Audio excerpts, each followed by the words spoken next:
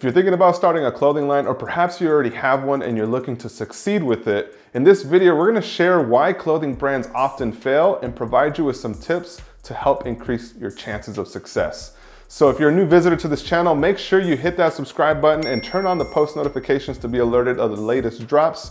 And more importantly, check out the free resources and academy trainings that we have available through the links down below. In this video, we're doing a collaboration with my good friend Mike, who is an art director for many brands and is very experienced in this field. So I wanted to bring him in here for him to share some of the insight that he's learned over the years to help you guys succeed. Hey guys, welcome to FTGU. I am Mike Leisure. I'm an artist and an art director. In the past, I've worked with skate brands, streetwear brands, men's contemporary fashion, athletic wear, and even shoes. As I've worked with these different brands, I started to really take note of everything that the designers were doing. And every time I would work with a different designer, I would take note of how they worked, how they sketched, what they took into consideration. And these small little details and workflows that they had then gave me insight on what made a brand or a collection so great. But inversely, what makes a brand bad? Today, as we go through that, I want to cover some surface level things, and I also want to note that this is not like talking about financial issues or business structure, because that can also make your brand fail, but we're strictly going over design, aesthetic, and branding. As you look at these surface level ideas and deep-rooted issues, you can fix them, you can grow, and you can elevate your brand and your taste level. So one of the first things I want to talk about is, are you really a brand, or are you a person who is selling clothes? When I look at brands that just start, a lot of times they'll just kind of make a t-shirt. Maybe they'll make a line of t-shirts. You're like, oh, I like this one, I like that one, I'm gonna make these. I went to a graphic design class and I had a couple designs, and people that thought they were like, yo, this is really cool, I would buy that from you. So it's like, okay, all right, let's start a brand. As you start to do that though, I feel like that's a great start, but then how do you expand on that? What do you do to make your entire entity something bigger than yourself or just that t-shirt? When I look into that, I want to urge you to explore different silhouettes, different styles, fits, look at the lifestyle of your consumer and have that inform how your collection is made. So one of the first examples I have is like skaters and streetwear. So I prepared some boards and some slides for us to go through and try to show you some examples of like how this is done. So as we're looking through this here, we have, you got these skaters sitting down, you've got this guy with his bag, and you've got this girl bombing a hill. And when you look at that, the first thing I know is obviously they're having a good time, they're having fun, but you look at the crop of their pants, the color of their shoes. Let's look at this guy who has his shirt tucked in and the type of hats that they're wearing. And you've got some offshoots people too, like Tyler here, who's got like a different type of hat, but then you've got these different types of trucker hats, and you've got a 5-panel. And when you look at that, it kind of tells you like, should I be making newer era, like flat 50 caps? Should I be doing a dad hat? What are these skaters wearing? And then even within these small sections of people, there's more to each person. There's the person who's dresses a little more baggy. There's a person who dresses really like preppy and still skates. So you have to consider these things and not try to market to every single one of those people, but find a smaller lane that makes sense for you. Another thing I want to talk about is the streetwear aspect of things. And let's say you want to do a collection there. If you look at this slide here, we've got different people wearing different types of jackets. And again, all the fits are different. There's this kid here who's baggy. There's a guy who's wearing a beanie. And then even here, you look at the hats are different too. And all the shoes are different. Some people are wearing boots, some people are wearing Vans. And you have to take those things into consideration as you build. Because it's like, would I wear boots with this cut of a t-shirt? If it's a longer tee, what kind of pants is he wearing? Is it skinny? Is it tapered? Is it more like Americana? Like, what are those things and why did you choose to do them? One of the biggest things is using your consumers' lifestyle to inform your design and your silhouette choices. So beyond just aesthetic is, what is their day like? What is their week like? What is the month like? How many pieces will they buy from your collection to build out their lifestyle? So here, I Love Ugly is, I think, a really clear cut and simple way of looking at some of the things they have. Maybe this person lives in the Pacific Northwest, maybe they're in LA. It's not too cold, it's not too hot. So in the fall, you've got these button downs, right? Button ups, I don't know what you want to call it, but they exist. Anyway, you've got that, you've got the t-shirts, and then not only just graphic t-shirts, but you've got this more simple pattern shirt and then a vest. As you go throughout the day, maybe they're wearing that t-shirt with this vest, and that could be a look, but then at the same time, you could just wear one of these graphic shirts, right?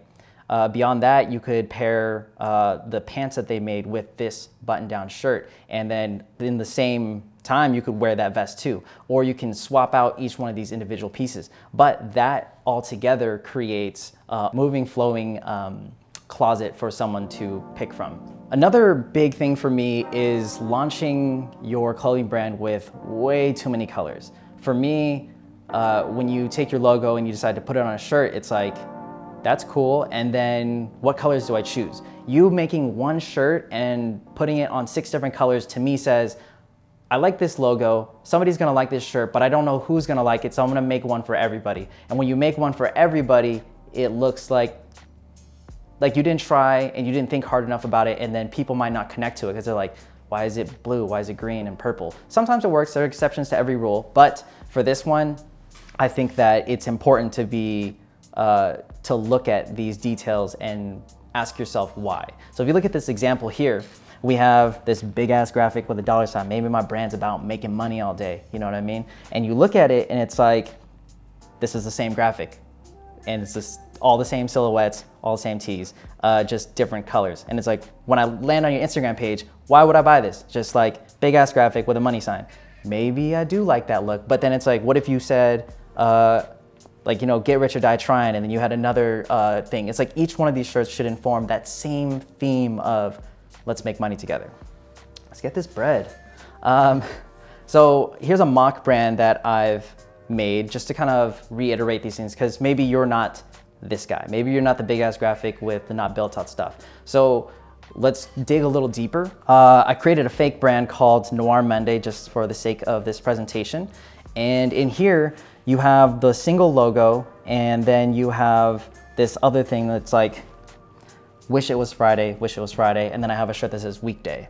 I might not make these, but it kind of shows you a little bit more of a scope of what we have to offer. And then the colors I picked here are this charcoal gray, I've got a nice light brown, and then I've got this kind of a deeper blue. And that to me kind of feels like either late fall, early spring kind of vibe, right?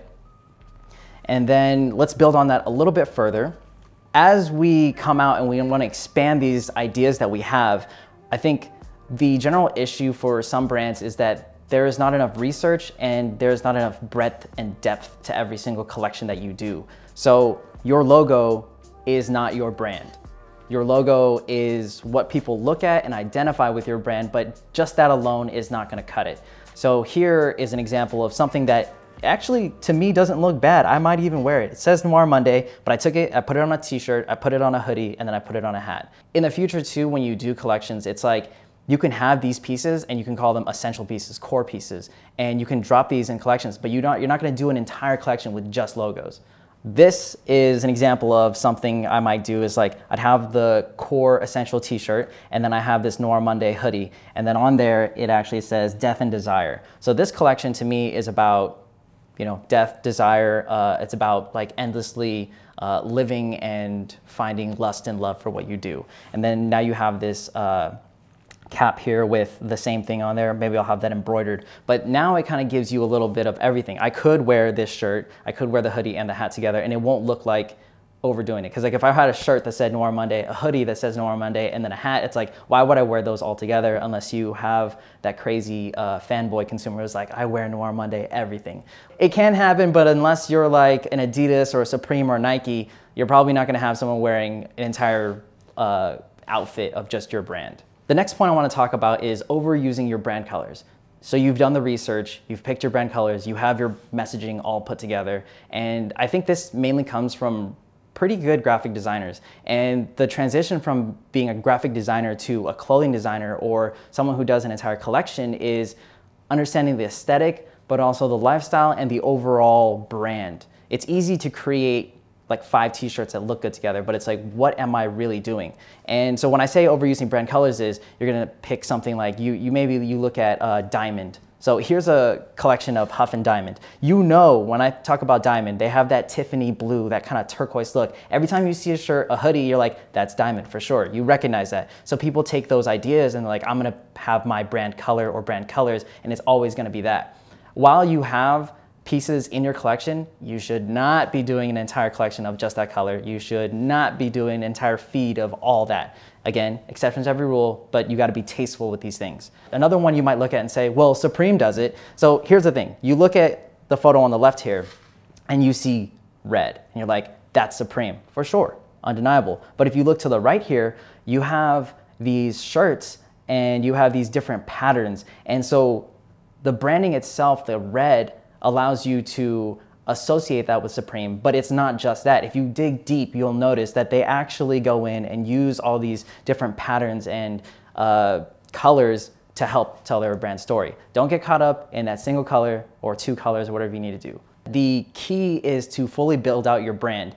If you haven't built it out enough, you rely on the logo, you rely on the colors, and you rely on that single line that you have that tells what your brand is about. Let's say, again, my brand is about making money. And then it's like every single line is about making money, but it's like, do you need to do that? What else do you do to make money? There are people that, you know, are entrepreneurs. There are people that are rappers. There are people that do video. Can you find a way to make money within each one of these lanes and then like pick a lane for those? So then it's like, how do I make money as a photographer? Maybe those lines, that idea is gonna sell better to them, but you're not gonna take that same line and try to sell it to an entrepreneur. It just doesn't really work. So do the research for each one of these ideas and your brand and then build out on those. Also, as you find these key messages in your branding and collections, it helps because if you have your whole thing is about making money and then later you have a shirt that says broke boys, it's like, are you being ironic or, you know, satirical, or are you actually just like broke in that time, but your brand is about making money? So then it becomes conflicting. Use your brand deck and your brand Bible really as the law for your collection. And it also informs who you're collaborating with. Like, are you gonna collaborate with Broke Boys LLC? Probably not. You're probably gonna go find the Rich Boys and work with them, you know what I mean? And these are all obviously fake brands, but you know what I'm talking about. There's just different things that's not gonna work. Maybe you're about activism and then you're gonna go collab with like a graffiti brand, but it's like, did that make sense? Unless you're gonna do the research and look into this weird graffiti artist who was working during the 70s or 80s, and he was talking about like anti-racism, and you're gonna bring that in together and like create a collection that makes sense. Use your brand Bible, use it as a guideline. It is the law for you, the scriptures. Look into that. As we move on from the brands and the branding, I wanna talk about planning your collections carefully. And when you look at that, each collection in itself is like a story that you're telling. And you don't want to tell a story that's too thin, and you don't want to tell a story that has so many details that nobody's going to understand. For instance, I tell you I go to the store. You don't need to know everything that I bought, but you would like to know that I went to the store, maybe I went for one thing. And it's the same way in your collection. I see a lot of brands will come out and they'll just drop like 6 t-shirts, 10 t-shirts, and then that's it. That's too little. For someone who comes to your page and looks at that one t-shirt, do I want to buy from this company? Do I want to buy more? Do I even want to look into what they're about? And then some brands will immediately try to put out everything they have. They'll come out and be like, I'm going to drop a 30-piece collection. And then what happens is you start to overflow your feed. You start to spread yourself thin. It's like, can you market those sweatpants and the shoe that you tried to make with the shoelaces and the other accessories and that t-shirt? Because like, you only have so much to put out. And then in that same way, if you split that into smaller collections, which we call capsules or quick strikes, it makes so much more sense. Now you can create a couple outfits in one collection, spread it out, put a couple accessories here, and then put that into another one, right? And that then allows you to focus on these smaller pieces, the smaller collections that will allow you to not spread yourself thin, but really focus on them and market them the right way. As I said, in the capsule collections and the quick strikes, it really allows you to diversify your capsule collections and put certain things in places that will make sense. For instance, you would have the logo tee, a graphic tee, a hoodie, and whatever else. If you put these things all together, it becomes convoluted and hard to digest. So be clear and concise with every single collection that you make. So the next point I want to bring up is bad photography. Bad does not mean bad. To me, Whether you shoot it in low quality, high quality, you could shoot this on a medium format, you could shoot this on a film camera or your iPhone. It doesn't matter about the quality always. What matters is the subject. You're not gonna shoot a collection that's about the beach with a bunch of cars. It's just like, why would you do that? Unless you pick the right cars in the right setting. So some of the biggest problems that I see is picking the wrong photographer, having the wrong model, and picking the wrong locations. So let's dive deeper into that. Finding the right photographer is really about picking and choosing and looking at someone's portfolio. As you grow and you meet different photographers, you'll find out photographers don't just shoot one thing or everything. There are people who have strong points and they understand certain things. Some photographers actually like fashion, so when they look at someone wearing a piece of clothing, they're gonna be like, wow, I would love to shoot that to see how far that shirt drops down and how that gets buttoned up. That's a really nice detail to me. And those people understand those things. Someone who shoots cars is going to come back and shoot from this really low angle and show the tires on a car. Maybe that person could shoot shoes, I don't know. But for clothing, it doesn't always work. And then you have people who are really into shooting the models, but not so much the clothes. And that also works, but you have to pick and choose and be very picky about why you chose that photographer. When it comes to models, oh, for the love of God, do not take your shirt and put it onto a pretty girl. You got your friend who's got a friend and she's really pretty, you know, everyone's like, oh my gosh, she's so cool and pretty. And then you're like, I'm gonna throw my shirt on her, like Money Boys. All right, it doesn't always translate. Just because a pretty girl's wearing your shirt doesn't make it cool. Your cool friend, your cousin, who is not really a model, but he looks good, probably not the best choice for your model. Unless, of course, you have a low budget and you really need to do this. But again, being picky with your photographer is gonna help, being picky with your model, and then you doing those mood boards to look at it and say, you should pose like this, you should do this. Because if you just bring someone who's inexperienced in and try to have the model, it doesn't always turn out well. Then the last thing is the wrong locations. If you pick the right one, it should help tell the story of your collection. Stop shooting in front of graffiti walls, stop shooting your models on the train tracks. It doesn't make sense. Why are they on the train tracks? Why is there a giant graffiti wall? And you know this. I know you've all seen the brand. Every single photographer who first picks up a camera is like, oh, all right, I'm gonna get my homegirl. She looks really pretty. I'm gonna go shoot her in front of this graffiti wall. She's gonna wear the snapback hat with my shirt that says Money Boys in a box. It doesn't work. You might sell 10 to your cousins. You might sell some to your friends in high school or in college who like kind of support you and might throw $20 your way, but that's not how you're gonna scale. If you're happy with that money, do your thing, but let's elevate your brand. Let's take this to the next level. The last point I want to talk about is bad marketing. If you've designed this great collection and you have all this research done, the last thing you want to do is to put it out in a way that nobody understands or put it out in a way that is like so detailed that people are just kind of lost on it, right? If you're in a high fashion brand, you can do all these cool things and people will be like, oh, that's really cool. I like how they built that out. But if you're a t-shirt brand and you're out here just doing some girl laying in a river with a wet t-shirt, it's like, why did that make sense to the Money Boys? It doesn't. As I go on Instagram, I get a lot of people who DM me and talk about, hey bro, do you wanna wear my shirt? Can you help us out with this collection? And I go to their Instagram and I see the same thing. It looks like this, actually. Your brand, your logo is split out into the top 3 posts and you got your 3 shirts and you got 3 money rolls, right? Money Boys for life. But then when I land here, I'm like, this looks low quality and it doesn't look like something I would buy. Again, you do have some people who would. Best thing to do is revert back to your brand Bible. In your brand Bible, you should have talked about who your consumer is. Maybe he's 25 to 35. Maybe he's the high school kid going into college. What does that person do? What are they interested in? Maybe I'll take the guy who's like 23 to 28. He's graduating college. He wants to live a better life and he's got a good job now, but he's like, you know what, I'm done with the streetwear. I want to look a little more grown as I walk into the office on my days off. I want to let people know that I do care about my style. So like, what do they wear? When you take that into an Instagram feed, I might show you like what his apartment might look like. Maybe I'll give you aspirations on, I want a really light looking apartment and I want these kinds of furniture. Maybe it's mid-century modern. And then you've got like how he wears that and what it should look like. What does that model look like? That model should low-key be who your consumer kind of looks like. And then here you've got 6 traits for success, the comfort zone, and that's all a part of the same thing, these aspirational ideas. And then you start throwing in influencers and people that would help inform those decisions of your consumer. And not only that is, once you bring in these categories of content, you can actually spread out your content in a way that makes people want to come back. If all you did was post your clothes, nobody would come back. They would just be like, all right, cool, I bought that shirt and now I don't really have any value for it. And then if they're following you just to watch for like 30 pieces later, or like 3 collections later, to be like, oh, I actually kind of like that piece, the majority of the time they're probably not going to continue to follow you through then. So you have to provide some sort of valuable content that keeps them coming back. Give them some quotes, and it's not always quotes. Give them something that you believe in about your brand that will reiterate everything they came to you for. So to finalize everything, the things that I want you to take away from this is do your research,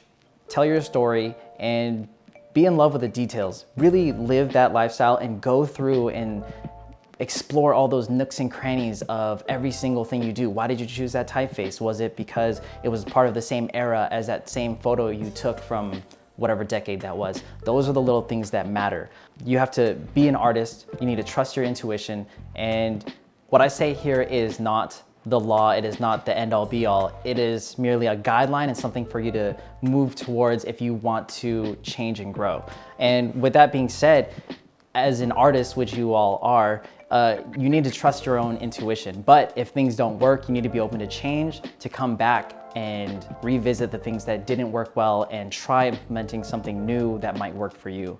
With that being said, I want to invite back Money Boys CEO John Santos from FTGU. Hey guys, man, so I have a lot of work to do with my Money Boy brand. No, but for real, Mike, thank you for coming on the channel and sharing this knowledge with everybody. I hope you guys enjoyed it. More importantly, make sure that you check out Proper Worldwide, which is where Mike and his team are going to be located on YouTube.